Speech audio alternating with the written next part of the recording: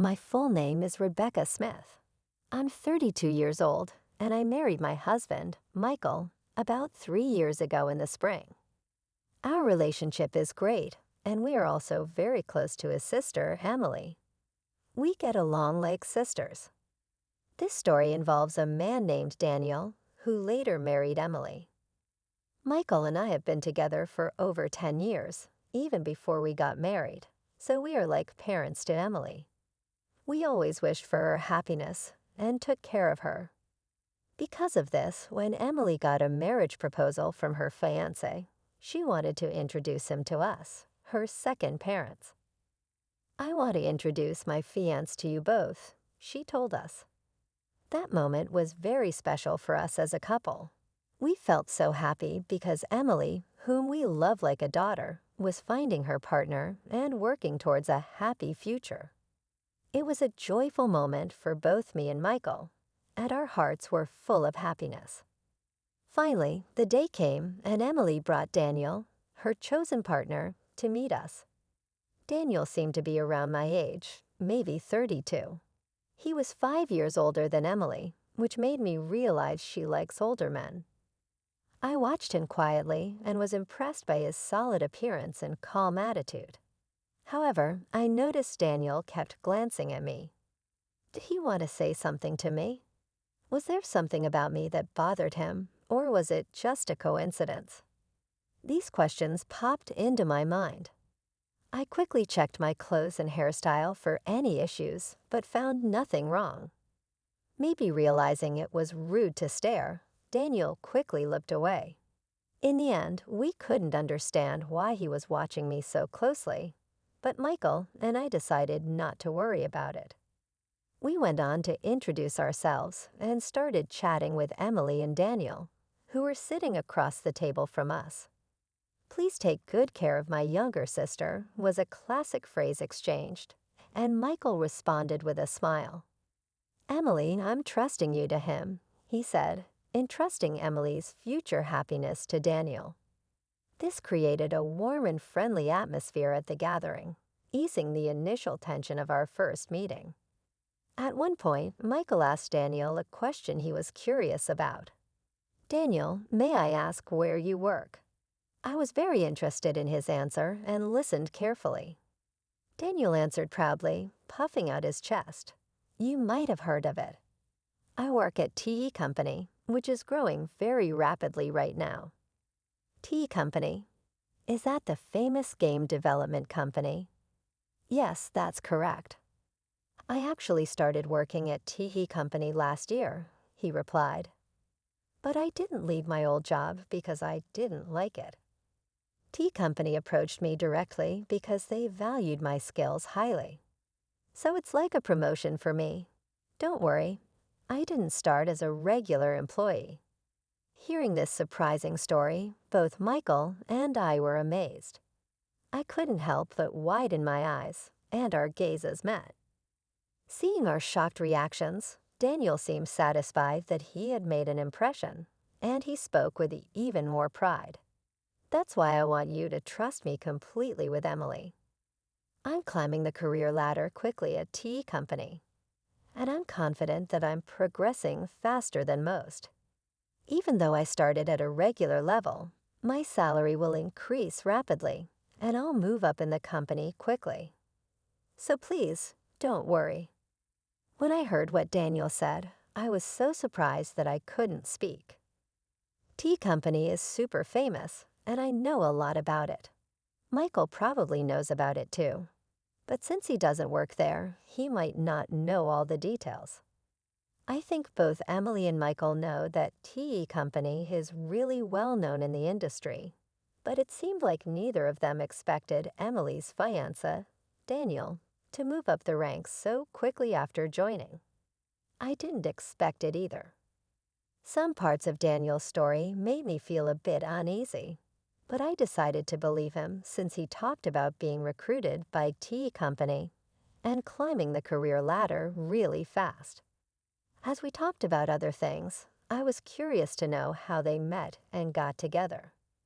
They said they met through a friend they both knew. Daniel was looking for someone special, but didn't want to go to matchmaking events. So he met Emily through a friend he trusted. Emily wasn't actively looking for a boyfriend, but she decided to meet Daniel when her friend suggested it. I really like how Daniel always makes me smile. His clumsiness is kind of cute too, Emily shared. Hearing them talk about their feelings was like hearing something really sweet, even though we weren't eating anything sugary. Their closeness and love for each other were really clear. But there was something that bothered me. As they were leaving our house, Daniel and Emily were talking about bringing rice and gifts. While they were busy with that, Daniel came up to me a bit separately and asked suddenly, "Hey, do you maybe not remember me?" His question caught me off guard, and I couldn't help but tilt my head in confusion. "Do you really not remember me?" he asked again, sounding doubtful. His face was handsome, but I couldn't recall any close friend named Daniel. I tried hard to remember, but I couldn't. Seeing me struggling to remember, Daniel sighed a little, looking disappointed. "Well then, let's exchange contact info, and please tell Michael later." I forgot to exchange contacts with him. I was shocked by his sudden informal tone. Even if we were close in the past, I couldn't remember it. And I couldn't recall being close with someone who would speak so rudely. Inside, I was full of questions. Who is he? What kind of relationship did we have? But since Emily was there, I didn't think it was the right time to ask or say anything, so I stayed quiet. After we exchanged contact info, I decided to text him to clear up my doubts. But before I could, he messaged me first, saying, "I'm surprised the girl who used to sit quietly in the corner of the classroom in elementary school is married before me. Your face hasn't changed much since then, so I recognized you right away." Growing up, I lived far away, and in elementary school, I was teased by many classmates. Those memories are painful, so I moved away with my family before middle school. In the new city, I met Michael, a wonderful friend, and we became close. I'd rather not think about elementary school.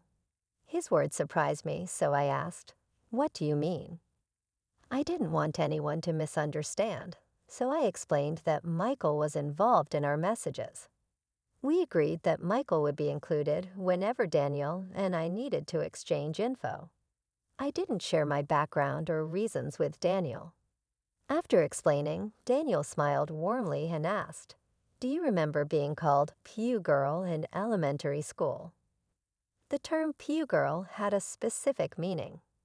It was used to tease me by my classmates because I was from a single-parent family. Even though we weren't really struggling financially, there was a time when other moms assumed we were, just because my mom was a single parent.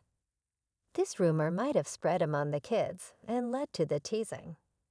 Because of this, and because my mom was considering taking legal action against the moms spreading rumors, I decided to move to a new place. Since then, I haven't heard that unpleasant nickname, which used to cause me so much trouble. But one day, I was surprised when a man admitted he didn't even know what the word poor meant. I calmly told him, "Please watch what you say. You're my sister-in-law's fiancé, and that's all. Please don't say things that don't make sense." After that, he didn't message me anymore. Maybe he took my words seriously and realized he shouldn't be rude. But watching all this, Michael seemed really uncomfortable with the way the man spoke, and his face changed quickly. What is that guy even thinking? It's like he doesn't realize he's talking to the sister-in-law of the woman he's going to marry and bringing up stuff from elementary school and acting like nothing's changed. "That's just crazy," Michael said, his anger showing. Seeing Michael so upset, I tried to calm him down, saying, "Take it easy, take it easy." I was also worried, so I called my mom right away and asked her to find a class photo from my elementary school days. I wanted to see if there was a classmate named Daniel in it. Mom quickly found a boy named Daniel and said on the phone, Wasn't this Daniel, the one who used to bully you the most? Suddenly, I remembered everything I had forgotten.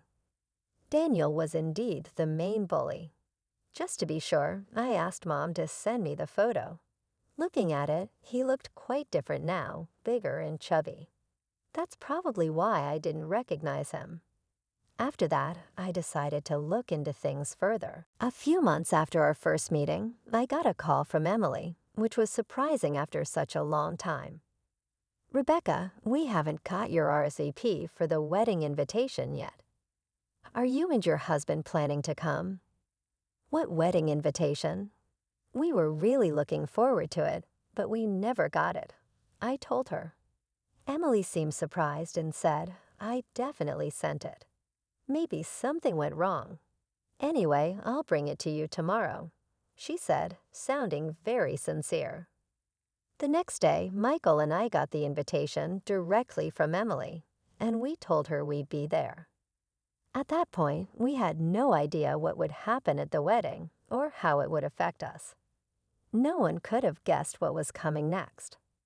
On the day of the wedding, Emily looked stunning in her pure white dress, like an angel.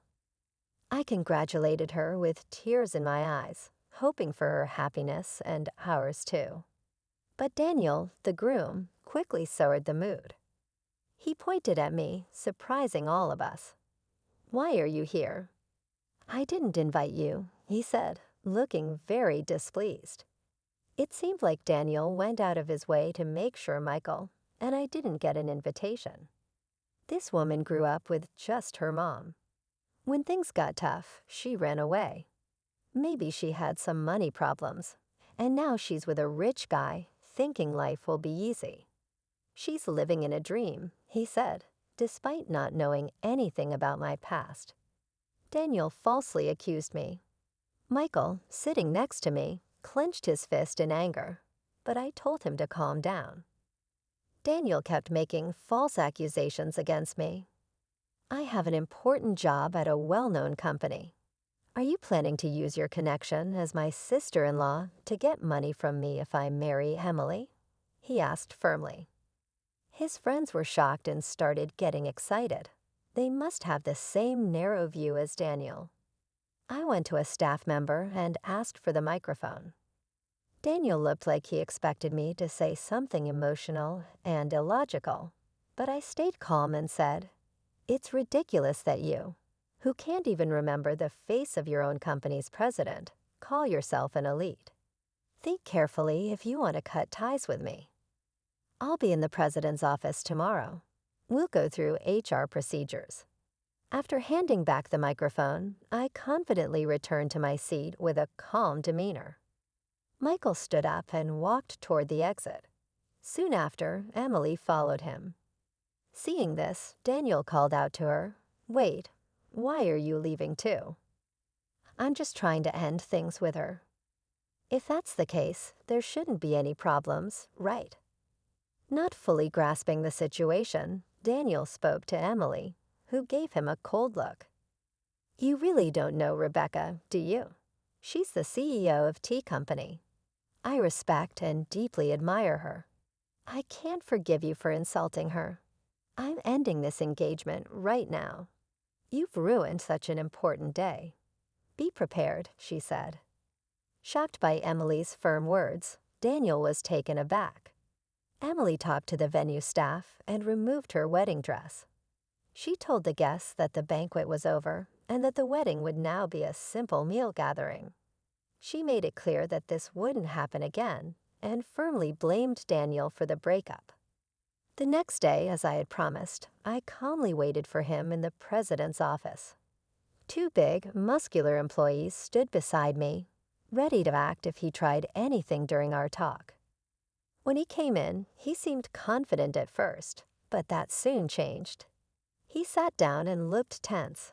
His behavior, coming in without permission and not even greeting, was rude. It was clear he didn't understand the basic rules of the company. "No way. I can't believe you're really the president. This is unbelievable," he said. "If you did a little research, you'd find the president's info on our website. Didn't you check before coming? I asked. Well, there were some things. He trailed off. It seemed he hadn't taken my words seriously or bothered to find out the truth. Maybe he thought I was joking or lying in front of all those guests. I told him I'm considering terminating your contract. What? You can't make such a quick decision over a small misunderstanding. I'll talk to the Labor Standards Inspection Office. He tried to persuade me carefully. But I calmly put a copy of his resume in front of him. You lied about your education here, didn't you? And you claim to have skills you don't actually have, like Excel and video editing. Is that true? Well, about that, he started. Falsifying information and providing false reports are valid reasons for us to terminate an employment contract, I told him directly. He looked surprised at my statement. In fact, I had a strange feeling about him since our first meeting. Afterward, I checked everything thoroughly. Normally, our company doesn't use headhunting methods, even if we do. I personally meet and interview recommended candidates, but I don't remember having a deep conversation with Daniel. He joined through our regular hiring process and started as a regular employee. He claimed to be aiming for promotion and said he was skilled with certain software, but he actually wasn't. That's why he never got promoted. His self-assessment was very high, and I found that suspicious, so I looked into his attitude. He was lazy at work and seemed content just to be part of the company. I tried to help him improve, but he didn't change. Now that he's broken off his engagement with Emily, there's nothing special between us. He continues to act unpleasantly, making me uncomfortable, so I see no reason to be lenient with him. I promptly asked Daniel to leave the company. Since he had only been with us for less than 6 months, there was no need to consider severance pay or handing over specific duties over such a short time. Can't you help me out as an old friend? He pleaded. But I coldly replied, I don't see any reason to continue our relationship, and arranged for other staff to handle his immediate departure. It seems he was hoping for financial help from his father, but because of the outrageous rumors he spread, that didn't happen. There's a past incident where my mother sued for defamation, and Daniel's mother was the victim. My father paid compensation for damages once before. Faced with a similar situation with his son demanding compensation, my father likely reached his limit, stopped providing financial support, and cut ties with him completely. Afterward, Daniel took care of his elderly mother while being pursued for compensation. Eventually, he vanished, seemingly taken away by people in all black clothing, and nobody knows where he is now. Someone might eventually come forward with information about his whereabouts, but I have no plans to actively search for him. Initially, Emily was deeply hurt when she learned about her fiance's background, but time heals, and about 6 months have passed. She's starting to see it positively, saying it's probably best we didn't get married. Lately, her smile has returned, and she's even looking for a new partner. Seeing her happier again, Michael and I are truly relieved. They're even talking about having children now.